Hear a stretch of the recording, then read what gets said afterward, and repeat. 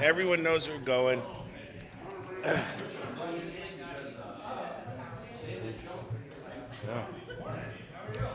Okay. Well,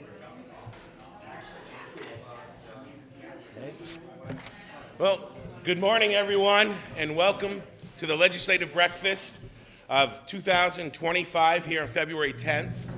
It is sponsored by Passumpsic Bank. We'd like to thank them very much. We'd also like to thank NEK-TV, the Eastside, for their lovely food. All of you lovely folks and new faces for showing up today. That's awesome. And our scheduled speakers are Sam Douglas, Woody Page, and Ken Wells. However, Sam Douglas has been sick this morning, so Larry Laber will be taking his spot today for the speakers. So I'd like to thank everyone for showing up, and also we'll begin with Passumpsic Bank. We've got Ellen Stanley and Kate Stallman are here for them, so if you have questions or want to thank them, there they are. But we'll open up the floor to Ellen Stanley. Thank you. Good morning, everyone. It's good to see everybody here. Just want to also say thanks to Dan and the Vermont's North Country Chamber for hosting this event continually. So we're really glad that we're able to be here today with our legislators and community leaders, as well as fellow business professionals. On behalf of the bank, I want to say thank you for your dedication to our community, for the Northeast Kingdom, and for the work that you do to support our communities. For those of you who may not be aware, Dan's already introduced us both. Kate recently joined our team. We both work here in the Newport office as commercial lenders. Passumpsic has been serving Vermont and northern New Hampshire for 170 years. We are a mutual bank, and if you don't know what that is, it means that we are not owned by, we're not a stock bank. We're owned by our depositors, which means that our priority is our customers, our people in business, and the communities that we serve. We believe that strong communities create strong economies, and we're committed to help both of us thrive. We strive to be a partner in growth, a supporter of local businesses, and an advocate for financial empowerment. Whether we're helping families buy their first home, or supporting entrepreneurs as they build their dreams, or investing in local initiatives that make our town stronger, our mission is rooted in service. In the rapidly evolving world of banking, we are changing. We're embracing technology and innovation to ensure that our customers have access to modern and secure and convenient financial solutions while still receiving personalized service with a focus on community. We also recognize that none of this happens in a vacuum. A strong partnership between the financial sector and policymakers is critical to fostering a healthy economy. That's why conversations like today are so important, ensuring that the needs of our communities are heard and that we work together to create opportunities for everyone. So as we spend this time together this morning having discussions, I invite you to consider Passumpsic, not just as a financial institution, but as a dedicated partner in building a vibrant, prosperous future for Vermont. Thank you for the opportunity to be here. We're happy to be here. We brought a few takeaways that are on the piano if you'd like to help yourself. Thank you. And thank you again for sponsoring the breakfast, which, by the way, help yourselves all too. It's free of charge, so it's good food. I like food. Because Senator Douglas was out sick today, Representative Larry Laber has kindly offered to take his place, so please be easy on him. But he is on the House Committee on the Environment and Fish and Wildlife. So, and he's the vice chair of the committee. So thank you. Here's Larry Laber.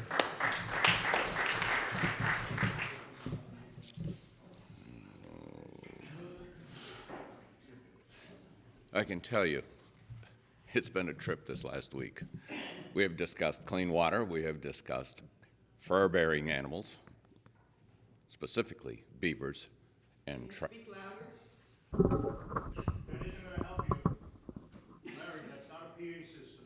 That goes into the camera. You have to speak up.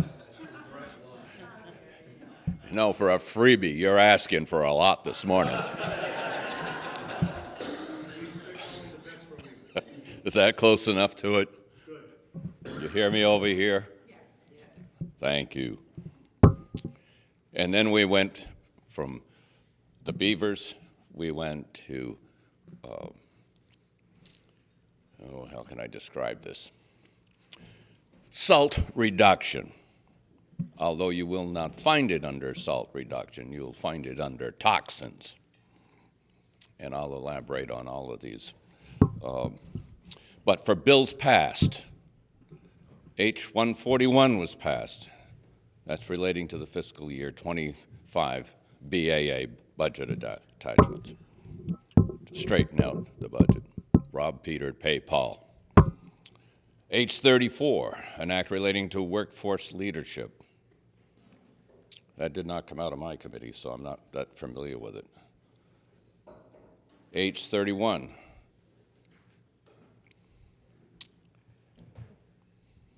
It's an act relating to claim edit standards and prior authorization requirements for certain procedures. 27, an act relating to domestic violence fatality review commission. New commission formed to make a statewide study on fatalities due to domestic violence. H-35, it's an act relating to unmerging the individual and small group health insurance markets. Currently, there's only 2 in the state of Vermont. And H-78, an act relating to the use of the Australian ballot system in local elections. Now, that's it for what was passed. And you say, what the heck did we do down there the rest of the week? I've never spoken to so many lobbyists regarding forest, trees, water quality. And let's talk about beavers for a minute, because it is their cure for precipitating rains that cause flooding. So they would like wastelands turned into water barriers. Encourage the beavers to live there. How they're going to keep them out of your road culverts? Well, that's a different story. But they're going to try. There's been a lot of testifying, pro and con. Fish and Wildlife, of course, doesn't care for it. But a little statistics you should know. There's 279 licensed trappers in the state, many of whom have aged out and have not passed it on to a younger generation. There were 1,174 pelts turned in last year. That gives you an idea of the volume. And why not more? Well, there's no shortage of beavers. Just ask your town highway foreman how many times they have to unplug a culvert. You can trap, but they are voracious breeders in the wintertime. Now it comes the kits in the spring. They're not just after the beaver for fur bearers. They do not want hound hunting. Dogs don't know when they trespass onto somebody else's property. That's not going over very well with some people. Many of your sports persons will have GPS tags on the dogs, so they know where they are, but they can't transmit that to the dog. And so if there's a coyote in front of the dog, or if there's a bear that's being chased by hounds, they may end up not on the approved land for hunting. And there's your issue. Animal trespass. Heaven forbid.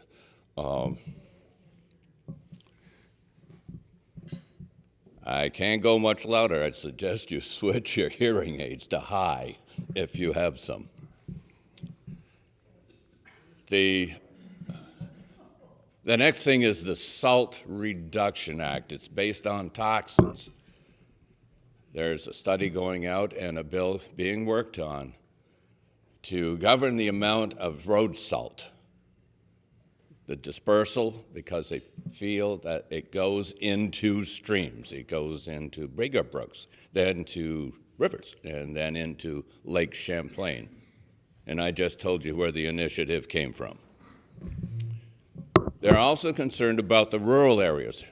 You spend chloride in the summertime for salt reduction and dust reduction. Well, when it rains in the summer, maybe some of that gets into the hayfield, goes to a ditch, and goes to a pond, goes to a brook, goes to a lake. That's pretty much what's been going on in my committee. And believe me, there's a lot of testimonies coming from areas you never thought of. That's it for your freebie. Have a good day. Thank you very much. We appreciate it. Next up will be Representative Woody Page, who is on the House Committee on Health Care. So, thank you. Please welcome Representative Woody Page.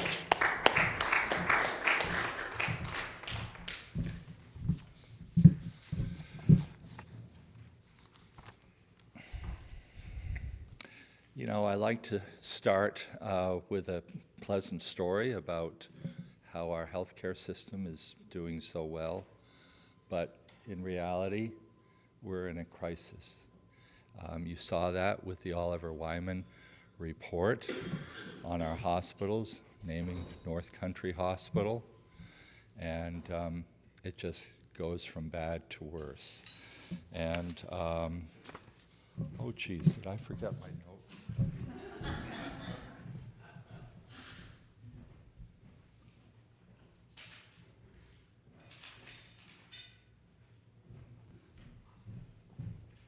Sorry about that, and I hope I'm not cut with time. Okay.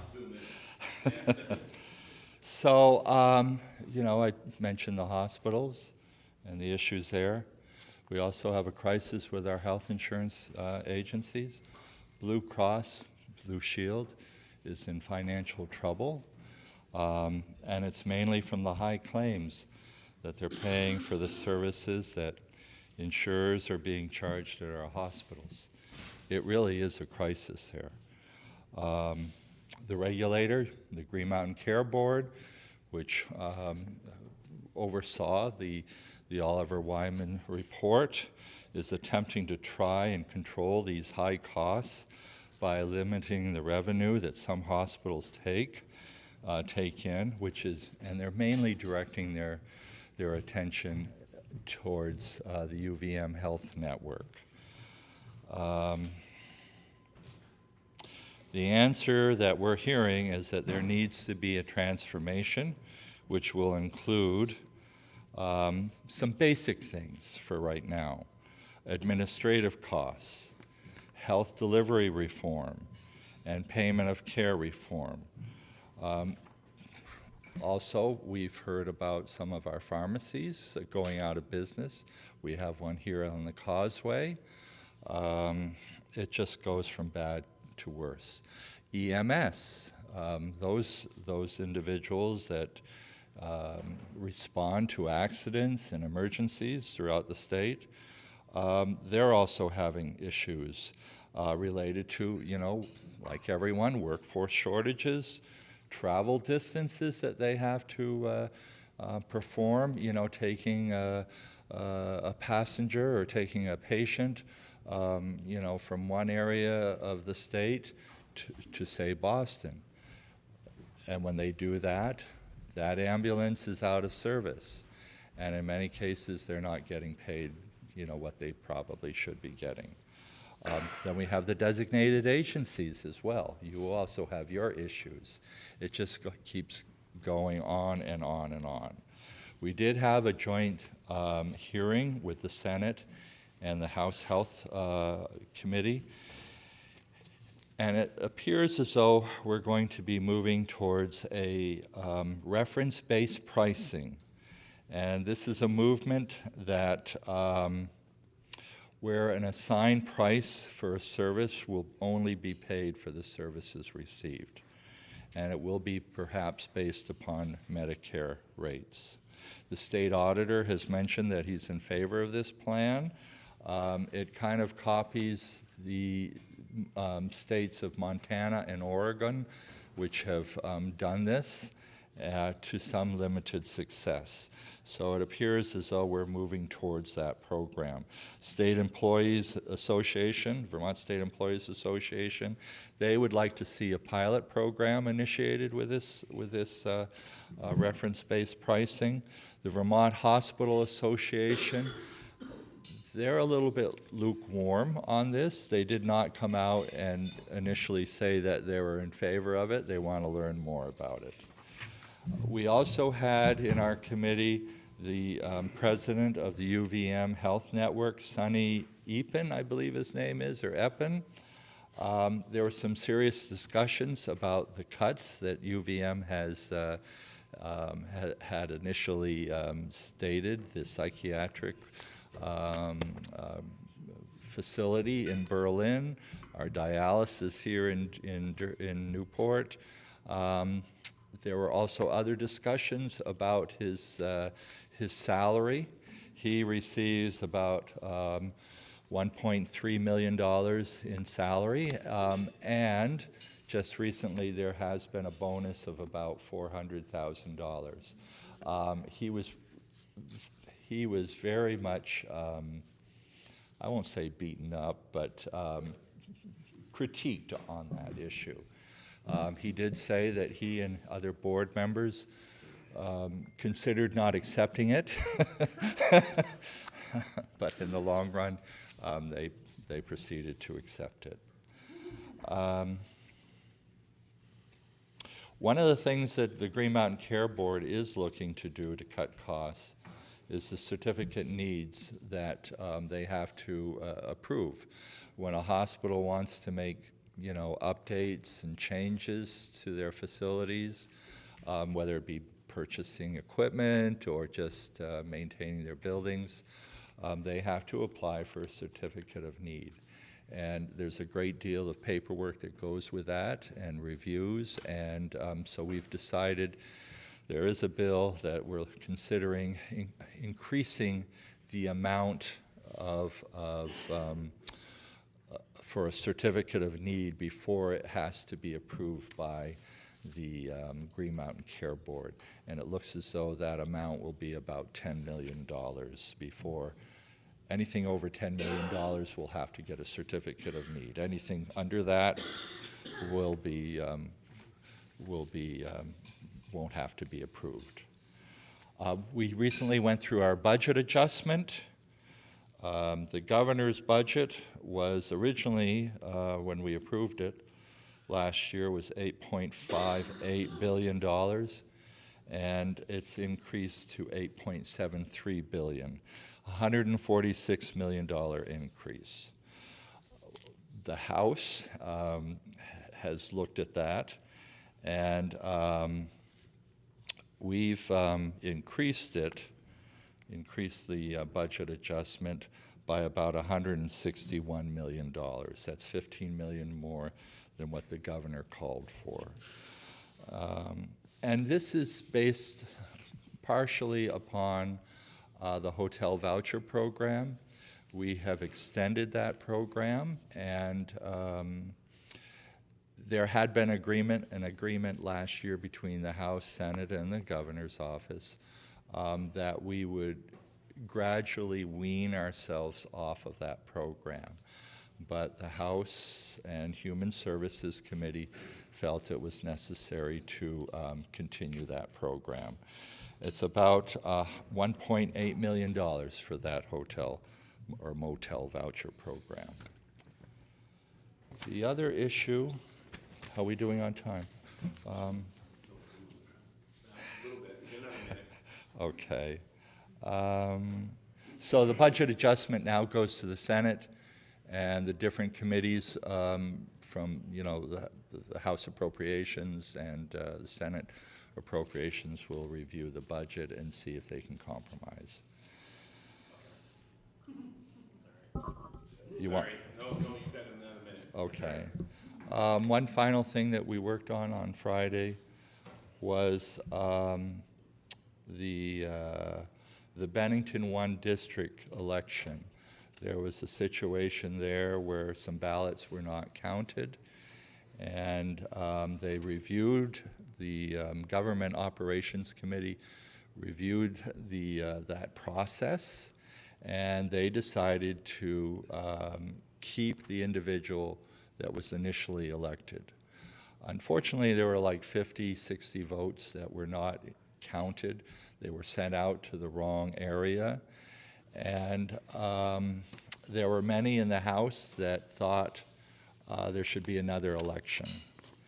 But the Government Operations Committee stated after their review that what had occurred was, there was no bad intent in this process, and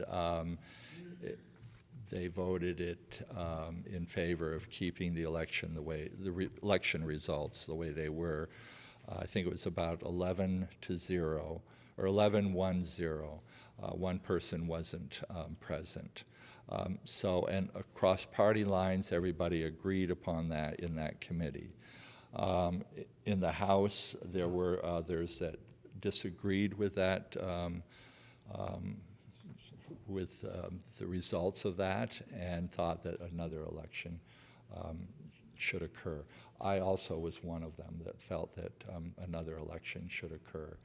And I kind of think back 4 years ago when there were accusations nationally about our election, and I just felt, although there was no bad intent involved in the Bennington election, I felt that the individuals that were not able to vote for the person that they wanted to should have had a chance to cast their vote appropriately.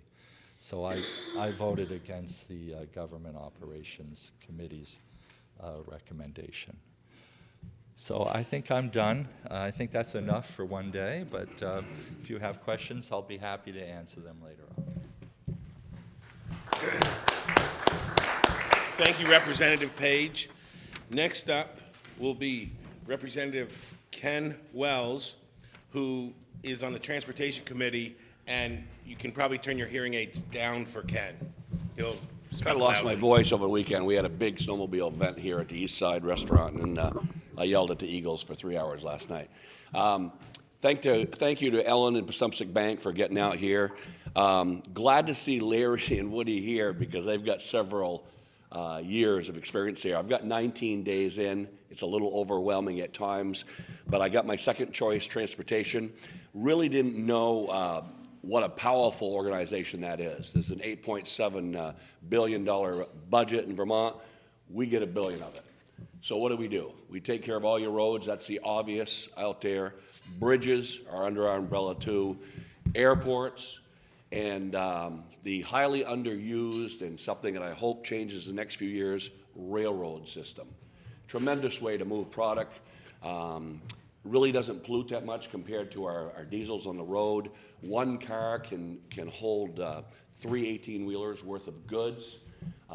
We need to use that more as far as that goes. My committee is a balanced committee. 5 Rs, 5 Dems, and 1 progressive. And there's some moderates. And we also have one of 2 committee heads that's Republican, Matt Walker, who's from Swanton. Mike Marcotte holds that other line there. I've never really understood about balance and stuff because we have to all be down there working together. We can't get anything done alone. So whether you're to the right, to the left, whatever, you really can't go down there and try and blow everybody up because you're going to need your brothers and sisters to get anything passed down there as far as that goes. Right off the bat, I talked to the speaker. I was happy that she gave me my second choice because I told her, I said, we have over 50 House reps. Don't we deserve a third of the committee heads? But we don't. There's 15, we only get 2. I guess there's been years down there when we got none. So I guess we'll have to take the 2 and just try and do a better job with candidates and win more seats and be able to get more balance. We're close in the Senate, 16-13. If these trends continue, this tax and spend attitude from the left continues, they will lose the Senate in 2 years. So we'll get that one back. So looking a little closer at our scenario here.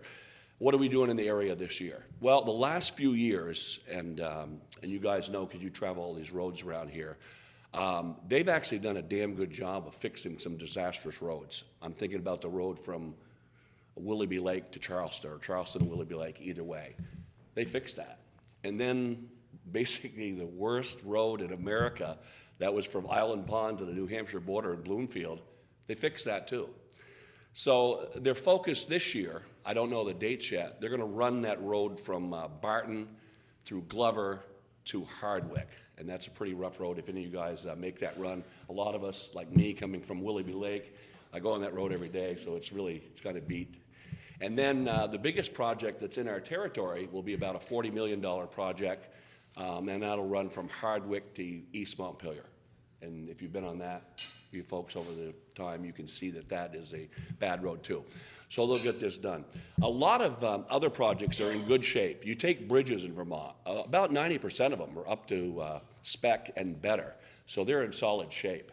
But the manpower that it takes to keep our roads out is kind of staggering. You've got 250 snow plows out there. You've got 150 pickups with plows and several hundred people out there. They work hard. They're up all the time. And it's amazing how much energy and money and stuff we put into just maintaining roads up here. It's incredible. As I said, I get a sense that Dems and Republicans, like on our grouping there, I consider myself a moderate Republican. Not way over to the right, and certainly some of the Dems on our group from Waitsfield and the area, they're moderates too. You can work with them. And I'm looking forward to that, working with them here. A lot of it is very interesting too. It's almost like being back in high school, like I said a few weeks ago in the local paper. You want to hang, in the group of people that you can get things done. You want to not go to the principal's office, that'd be the Speaker of the House. You want to stay above board there and stick with what got you down there. So if you came down, like in my case, and you stuck to fiscal responsibility and keeping communities safe from crime and support the environment. And I still feel that citizens best thrive when they're able to they're free to pursue economic and personal opportunities. And I think we got to loosen up Act 250 and stuff like that on things of that area. My gentlemen that are down here, especially Woody, he's come up with a lot of bills already, a lot of them real good, one protecting Lake Memphremagog here. The only one I've really worked on where it was separate from these guys, although I've signed on 18 bills that I believed in, everything from giving veterans a break on Social Security to Woody's bill protecting the lake up here, is a catch and release bill, which is very aggravating to me over the years. And so what does that cover? You have a person, as an example, beats up his wife or his girlfriend.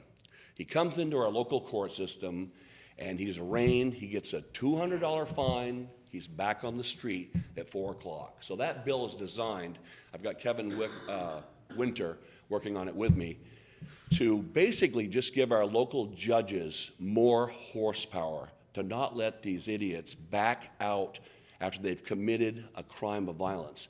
I'm not talking about a kid who got busted for a couple joints, but this violent attitude towards our society, and it's such a small percentage, is about 1% of these people are making problems for our law enforcement stuff. They're consuming the time it takes in court. 1% is controlling 35% of our court time.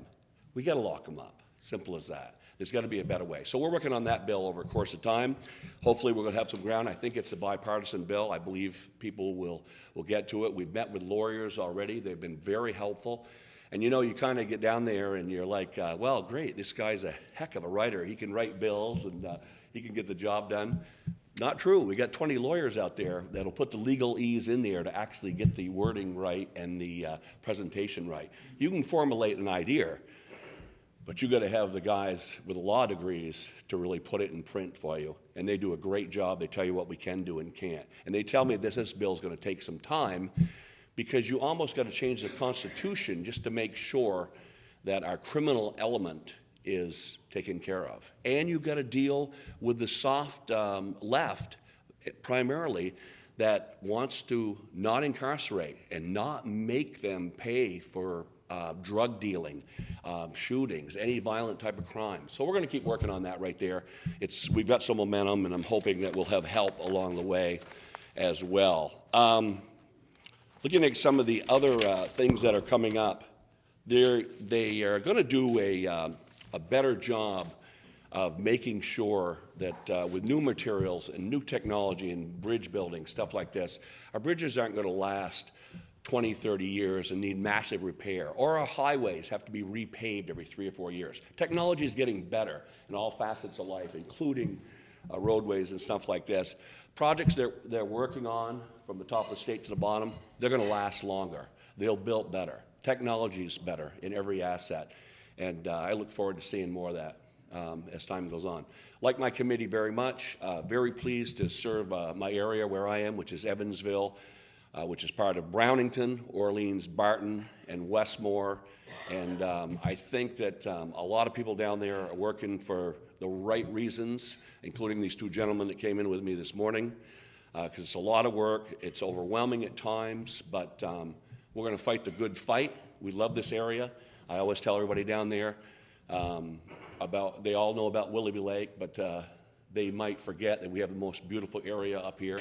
We just need a little assistance in several areas, and we got a lot we can do up here, but we don't want to be overwhelmed by outsiders coming in and trying to change our way of life. It's worth working for, and I guess my 10 minutes is almost done, and just happy to be down there, answer what questions we can, and if I can't answer a question, I'll turn it over to Richard Nelson, a local farmer. Thank you very much. So thank you all, the representatives, for talking. Now we open up the floor to questions. When you come up and ask the question, you're allowed to present a sentence or two to lay the groundwork for the question, and then please get to the question. Also state your name and the town that you're from.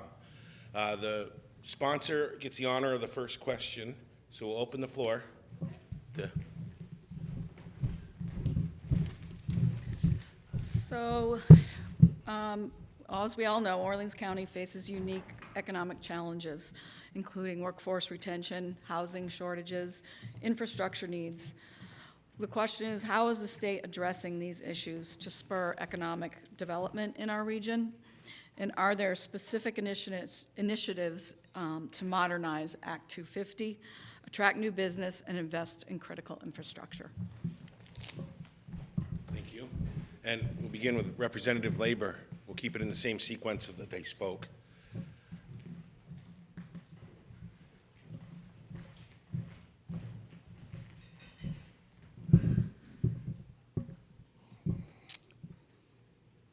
I'm not part of the Economic Development Committee, so I can't tell you exactly what Mike Marcotte is got going on within his committee. I know there's a significant budget for it. I know that they are looking at Act 250 regulations that can be eased within city or village designation centers to encourage development. They have also looked at the 3-acre stormwater rule, which is difficult to achieve at times for developers. Take the impervious surface, like the asphalt on a large parking lot like Walmart, whatever. That has a lot more effect in the South Burlington, Williston metropolitan area, because there's a lot of big box places there. And that water runoff, as you've probably seen in the past, in the past, up to 20,000 gallons from a storm runoff will go shooting straight into Lake Champlain. And then they have the algae and bacteria issues that closes beaches. So there's a lot of discussion going on in that. The real problem is developers 30, 40 years ago did not have a 3-acre rule. And then you had development come in, say in the town of Richmond, which we took testimony from. they are now getting their letters from A&R saying they're in violation because certain residences do not have cisterns-based distribution to slow down the water that goes into, I believe it's the Otter Creek, and then bingo into Lake Champlain. What was the other question?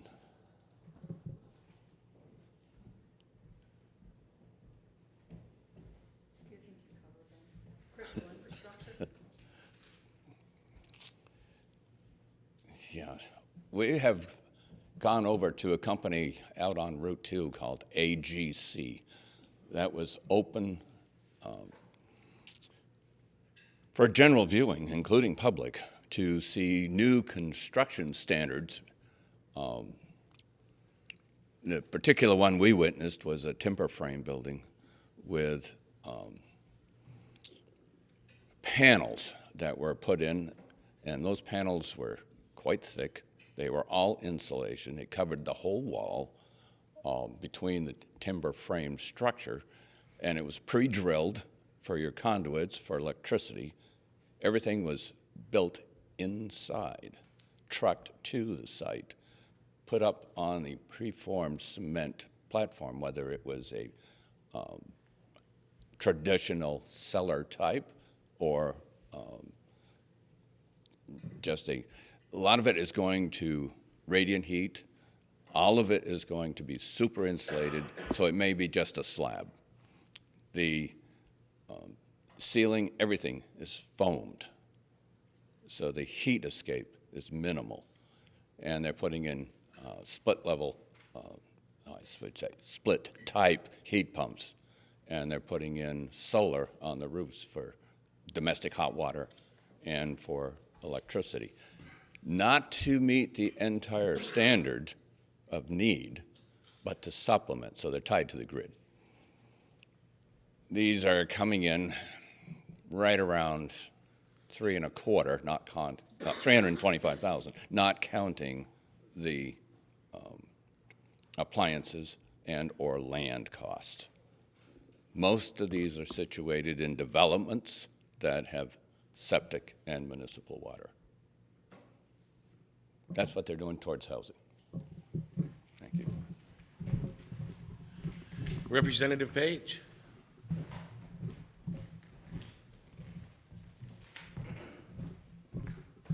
Well, the one thing that the governor continually talks about is affordability. And one of the items is education, our property tax bills. There's been a recommendation. Elaine, you probably know this better than anyone. Reducing the number of superintendents to just one to cover the whole entire state. And there's more coming regarding education. And I don't have the details because I'm not in that committee.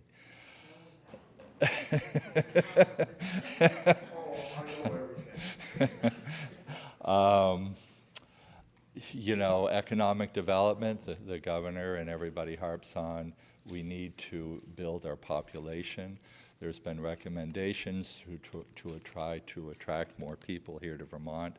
As we continually discuss it, our population is getting older. The workforce is not growing, and we've got to find a way to attract those individuals here. Larry did mention pre-built housing. That seems to be a way that we're going towards. There is a place in East Montpelier that does that. I think it's Hunter Homes, perhaps. And it's a very good establishment, and that may be a way in which to increase the number of homes that we need throughout Vermont to house our workforce. You can't hire anybody if they don't have a place to live, and we find that here at the hospital as well. Act 250 reform, there's lots of talk of that, and to be honest with you, I don't see where it's going to move very far. And those restrictions do hamper the ability to build more housing. And except for our downtown development. There seems to be a push to get more people downtown and to develop our designated downtown areas. So that seems to be one area that they seem to be improving upon. And I think that's about it. Thank you. Representative Wells. That was a good question, Ellen, and there's no simple answer for it, but here's just a couple thoughts as far as that goes. Direct more public investments and incentives for private capital so we can get back to building. Governor has proposed over the last few weeks $9 million to reestablish the Vermont Infrastructure Sustainability Fund that'll provide low-interest funding for infrastructure to enable more projects to go. Expand and accelerate home building through a $15 million VHFA middle-income ownership option there as well. And really, you kind of got to start at ground zero and revitalize neglected communities. They're the most needy.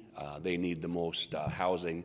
I believe over the next few years, not my department, but from what I've read on it, we need something like 27,000 houses built in the state in the next 3 to 5 years. Sounds like an incredible number, but I guess it can be done. But that certainly is a shortcut there. There seems to be a multitude, and we have a gentleman here, Doug Spates, I should have talked to him before I knew the question here today. There's so much red tape in the building process, it's just got to give you a headache at all angles. So maybe if you can't revitalize neglected communities and expand and accelerate home building and at least strengthen the foundation of growth, maybe we should consider, and I know it's a radical idea, suspend Act 250 for 2 years and reassess and see what works on it, what doesn't work on it, and go over the permitting system again and see if we can do a better job with it. And meanwhile, during that time of suspending it, build.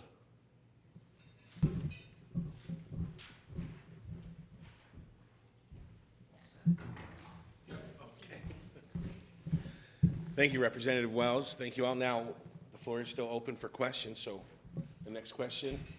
Thank you. I'm Graham Ray, and I'm from Derby. And even though there's nobody here from the Education Committee, I am strongly interested in education. There's a couple of board members here, a superintendent, and it's a process question. I'm relatively simple-minded, and it seems that the legislator created a commission to look at education, and their time frame was December this year. And then in the middle of all this, the governor, in his wisdom, took an unelected, unapproved Secretary of Education and came up with a plan that makes no sense. And I wonder what the legislator is going to do about it, because it seems like your wishes are being ignored, and we are the ones who are going to suffer at the end of all this. Thanks. Representative Labor, would you like to opine on that question? No? Well, there's time frames that go out into 27 on that, Okay. not right off. And I'm not on that committee. That's all right. That's okay. We're not going to grade you. I can't give you definitive answers to your question. I can tell you it's complicated. Going from all the school districts down to 5 is quite a compression. That wasn't the question. The question was about the process.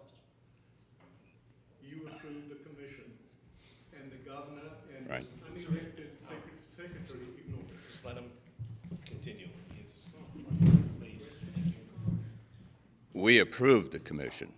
We didn't see the results any earlier than you did.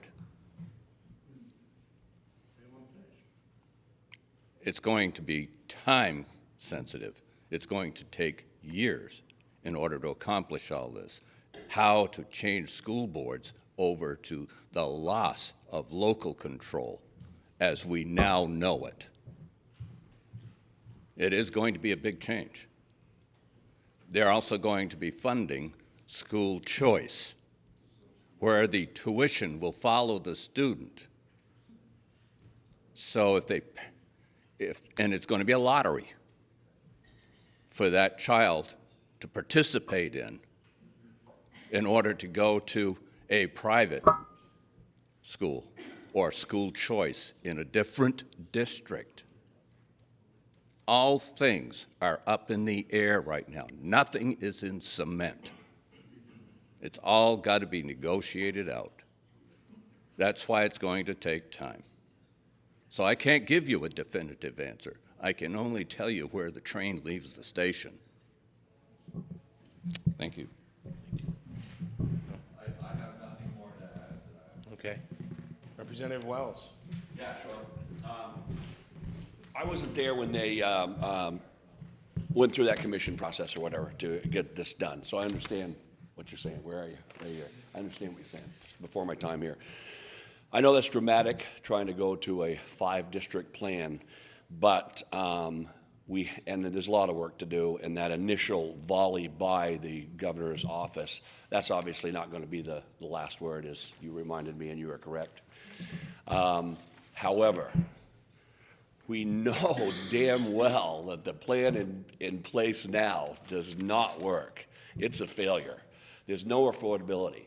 We got dozens of schools that budgets have gone up 50% in the last few years. It's just crazy. And yet we have 25,000 less students in Vermont than we had 20 years ago. Now, the price of everything keeps going up, but I'm not saying that the governor's 5-district plan is going to work, but something close to it's going to have to be tried because we cannot afford it, and we're just getting ourselves in a huge hole. We have to go in a different direction. And change is it's going to be painful at times. It's funny, you talk to people down there, and even in my district, I think about years I coached down at Orleans Graded School. I had all the Westmore kids and all the Brownington kids just came and went into Orleans Graded School. Well, in that decade since I got out of it, now they built a new school in Brownington. I don't know if we needed it. I guess at the time, the townspeople really wanted it. But that's kind of a small example. I mean, you talk about condensing schools, which is the most painful thing in the state. We've done it in some districts from south to north, and I get about the same answer. That's a great idea, but not our school. Don't do it to our school. But it's a great idea. It's going to be painful, but big moves and changes are painful, and we got to be affordable, which we are not now. Again, not my department, but people I talk to, that's what I'm getting out of it.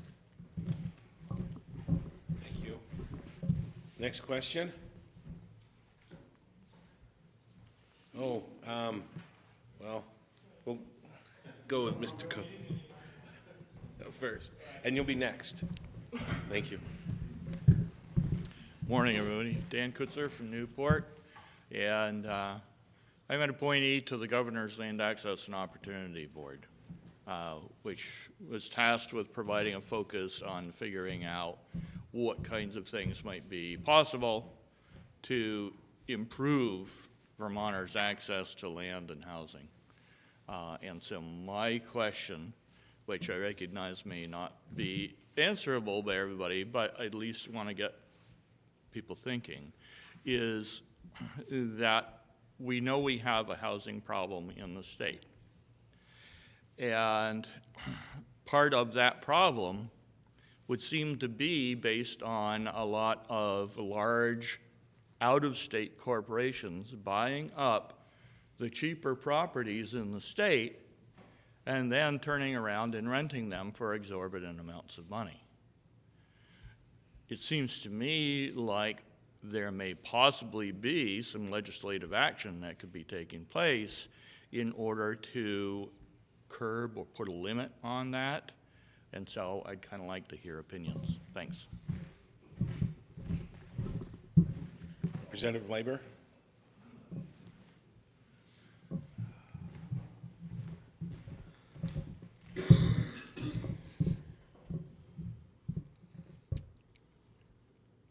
In Europe, where their compression is space, they do not build laterally. They build vertically. Maybe Vermont should look at some elevation. There's some towns down in, I think it's Winooski, that already are going up 6 and 7 stories. That's nothing. Maybe they should go up 15. Put in the services that people need to help alleviate that. The rural areas do not have, for the most part, municipal water or municipal sewage. You really need that to support build-out. If you're going to do that, then you got to pick your town wisely based on watershed. And I'm not so sure that this part of Vermont, culturally, would warrant that. I'm not on the housing committee, but I see an awful lot of money being spent on shelters. And that is a deep hole. And until you cure that, you need to have housing first. It's not, you can say, well, that's just for the drug addicts. No, it's not. There are people that are well educated that life has served up a bitter pill, and they find themselves unable to afford their $3,000 a month rent. That's nuts. So if there was a bill to come out that made sense, I would vote for that instead of building another shelter. And by the way, a lot of those shelters, if you see it on television, they're not occupied. They're not at capacity.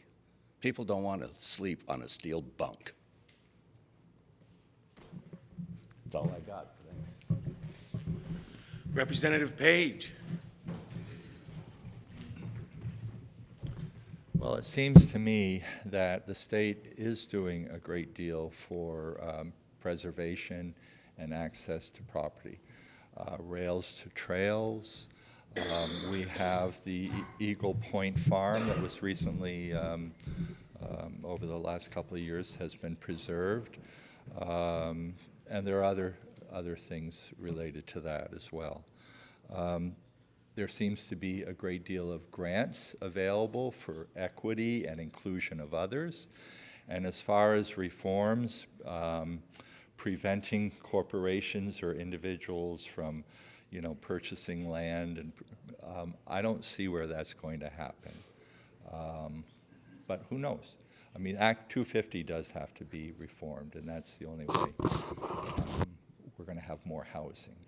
So. Representative Wells. I don't have much to add to that, except I love the idea of vertical housing as far as that goes, because it doesn't take up any new land. And Richard was just telling me that there is a bill under consideration now, and so you can free up land that's not being used near cities. I know the big theme was to really power our areas that are more metro, if you can say that in Vermont, small state, of course, and build there. But there is land surrounding that area. So you have your inner area of your main part of your town, like Winooski, whatever, who's actually done a great job over the last few years reconstructing that little area. And basically you can, with this bill, you'll get a chance to use the surrounding land, thereby expanding other options for building outside of your town areas. Thank you all. Next question. Good morning, everybody. My name is Carl King. I'm running for city council here in Newport. The one question I want an update on is where in legislation is our veterans tax? Our pensions are being taxed. I understand there may be a bill in the legislation right now. Where is that at and where we stand? Thank you. Larry Labor? Okay. Woody Page, Representative Page.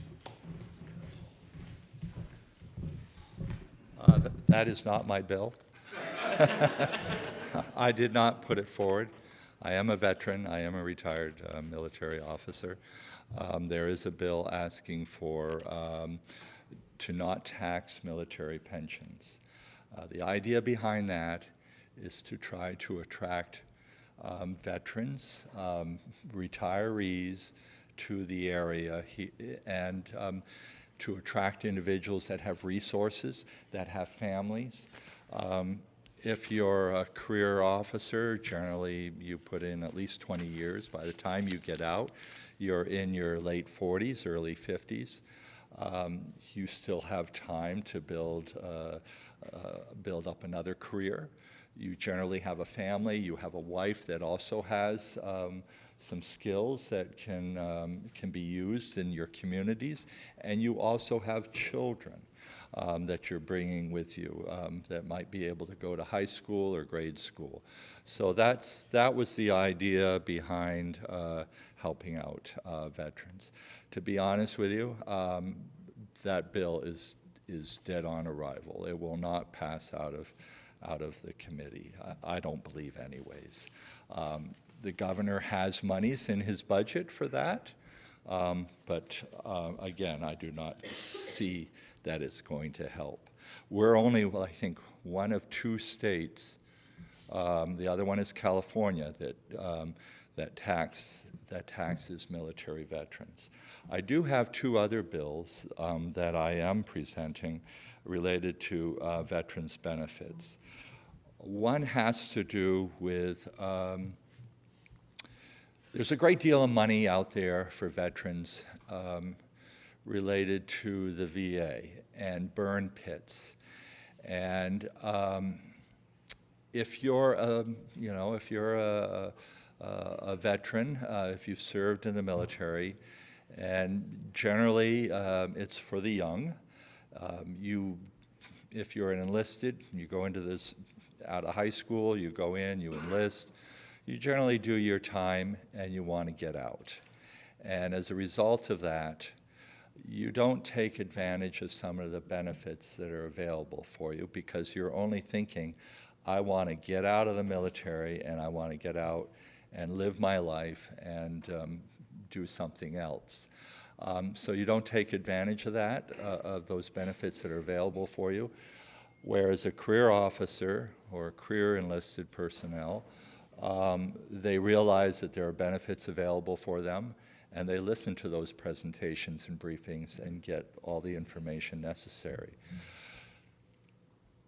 Fast forward a few years down the road when that one-term enlisted or officer has some health issues. They realize that, hey, there might be something at the VA that can assist me based upon maybe being situated near a burn pit and having health issues.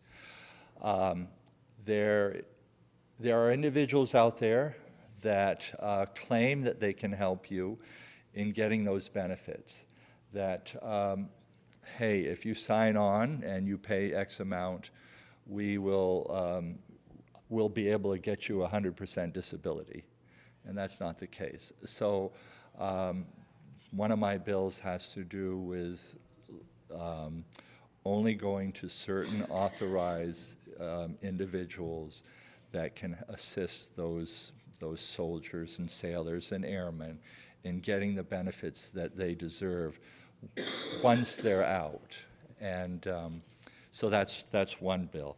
I'd also like to comment on one thing that Ken talked about, and that was a bill that I presented, and it's a lake in crisis. And I've done this for several years now.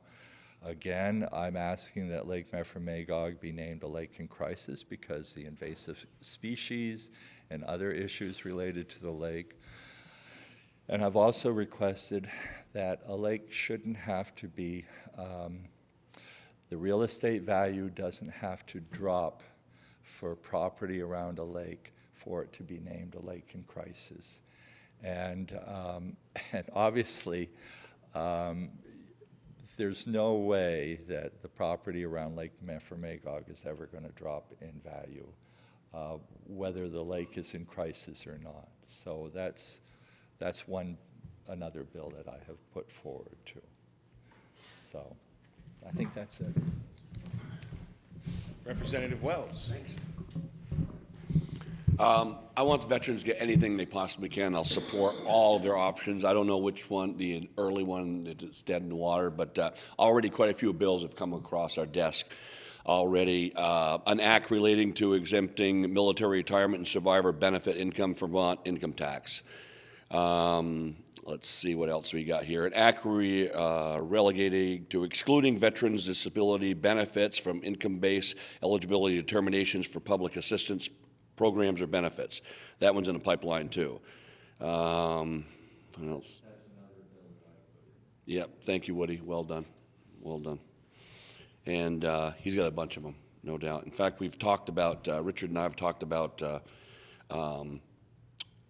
some of these bills, not Woody, but they're writing a ton of bills down there. Last year, I guess they wrote like 980 bills, 230 of them got passed. That's probably close. I think that's ridiculous. 175. Yeah, 175 already. Some of them are a waste of time. Common sense, please. Anyway, let's see. I thought we had one more on here. Basically, the other one was, again, basically sticking with taxation of veterans and stuff, and Social Security taxation. Give them a break. We can never pay them back for what they did. Just give them a break.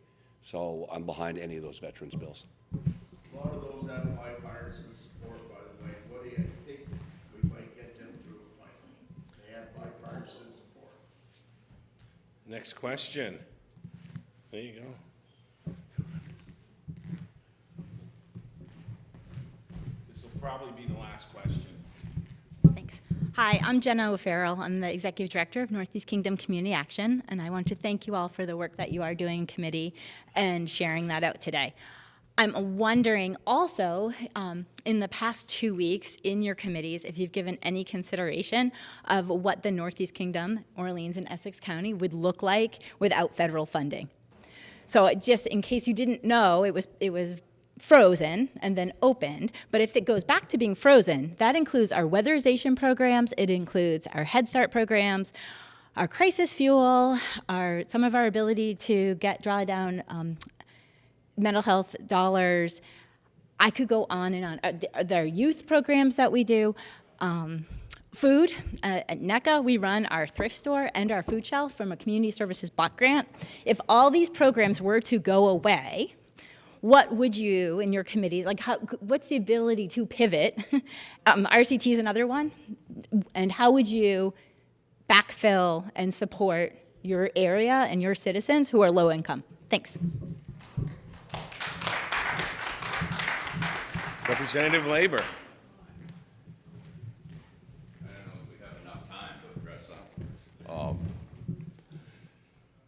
If Washington does decide to ratchet down funding that's already encumbered, I would say there'd be a revolution. Pure and simple. There's a lot of bluster out there, and it's not always about a football game. The dollars that are spent by the feds in the state of Vermont, we saw 2 years of COVID. And unfortunately, those dollars weren't banked, they were spent. Vermont does not have a revenue problem. Vermont has a spending problem. And until we rectify how we spend it, there's going to be some pain. Should the feds dry up certain processes that we already have encumbered, then I would think the state would have to dip into an emergency fund to sustain some of those projects. Personal opinion. Thank you. Representative Page.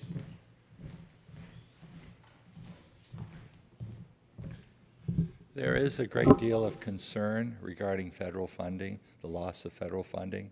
Within all of our committees, I think I can speak not just for healthcare, but for everyone.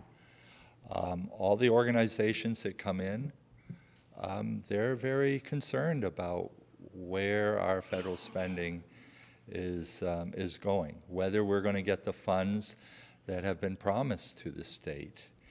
And if we do not get those funds, I'm not certain that we have the state funding to look after all of the programs that we have without those federal fundings. If those federal funds do not come in, what's the other alternative other than to raise taxes?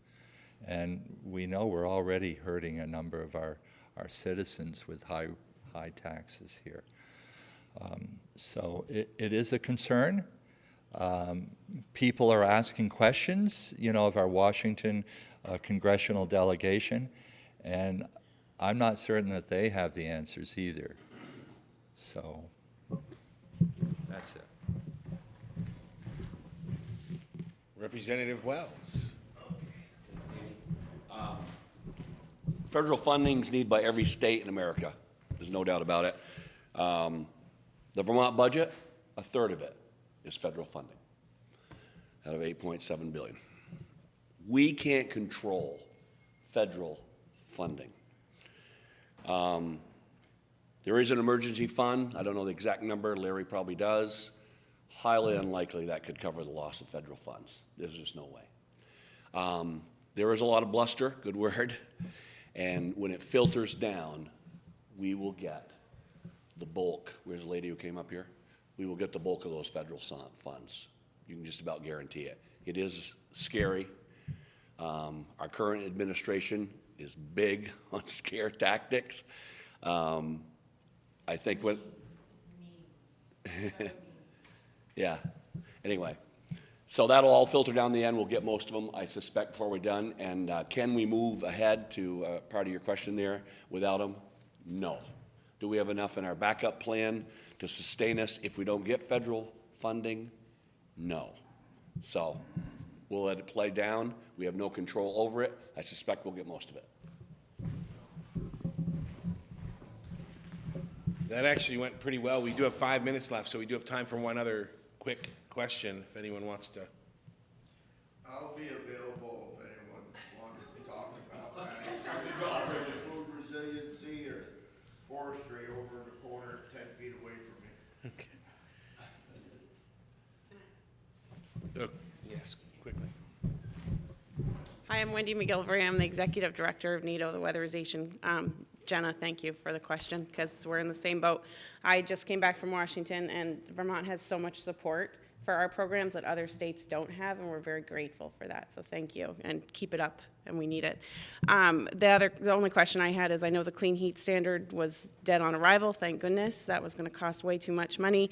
It was also going to help weatherization, so it was one of those catch-22s. Did we support it or not?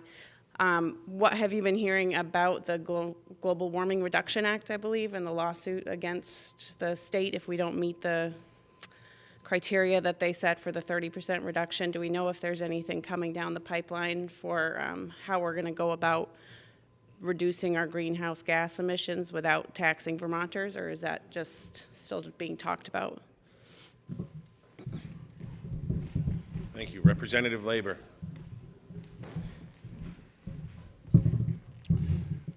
The global standard is based on California's. California based it on the Paris Accord. Our activity will be based on decoupling Vermont from California. I'd like to see this thing dead in the water and start over. We'll work on it. Representative Page.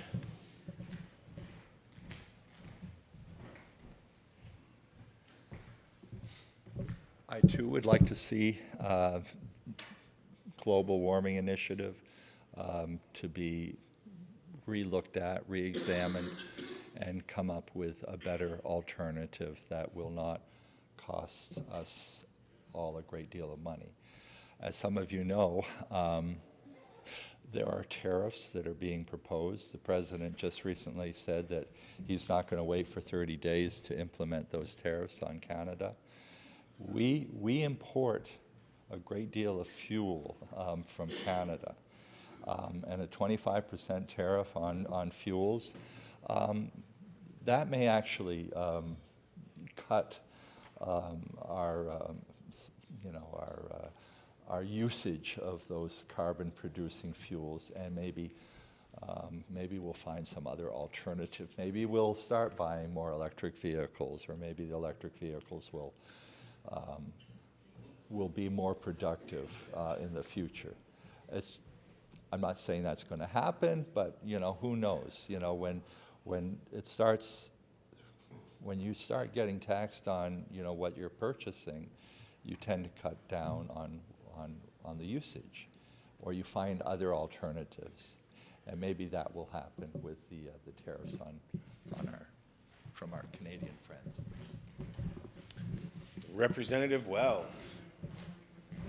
You got the last word, Getty. Thank you. Appreciate it. Vermont's one of the cleanest states in the nation. 650,000 residents, we're little. California, 40 million residents, 80 times more in Vermont. I asked this question this week of our committee. How the hell did we ever get in bed with California? Vermont should have their own standard. We had a discussion this week. We don't argue about a lot in transportation, but we argued about EV cars. We lost 7-4 in a straw vote to primarily give $2 million in subsidies to EV cars. EV cars are fine. If you're just going down and taking your kids to school, or you're going to run over to the grocery store and you're not going to go long distance, they're great. The trucks are junk. They cost 3 times what it costs for a conventional engine. They have batteries that weigh incredibly 6,000 pounds. They've never decided what we're going to do with those batteries when we're done with them. Vermont should have their own standard. The technology is coming. It's not here yet. It is in the cars. They're going a little further. They got more horsepower. Even the design is getting a little better. The trucks are junk. They're several years away from being a viable commodity on the market. And to force auto dealers in Vermont to sell electric vehicles that they can't sell and restrict them to get F-150s that they can sell is ridiculous. So we got a long way to go on that. Our goal, California's goal, which they since have the last few weeks, I know you folks that are here today probably watch the news very closely, and you guys are educated and you know, they pulled back on their goals. Vermont was in the same goal. They wanted to have 35% vehicles sold by 27. We're only at 12% at this point. That's never going to happen. Maybe it'll happen someday after I'm long gone and everybody in this room is long gone. But it's not going to happen right off. We got to do our share, but it's not going to happen. It's unrealistic. Let's just get away from California and have a Vermont standard. Well, I'd like to thank you all for coming, and especially Representative Labor for stepping in for the sick Senator Sam Douglas, and also the other representatives for being here on a scheduled day. I'd also like to thank the Eastside, Ted and Terry from NEK-TV, and Pasumsic Bank, Kate and Ellen. And next legislative breakfast will be on March 17th. So wear your green. Senator Russ Ingalls and Reps Mark Higley and Leanne Harple will be the scheduled speakers. It will be sponsored by Fred's Energy. Thank you all, and I look forward to seeing you next month. Thanks. Bye.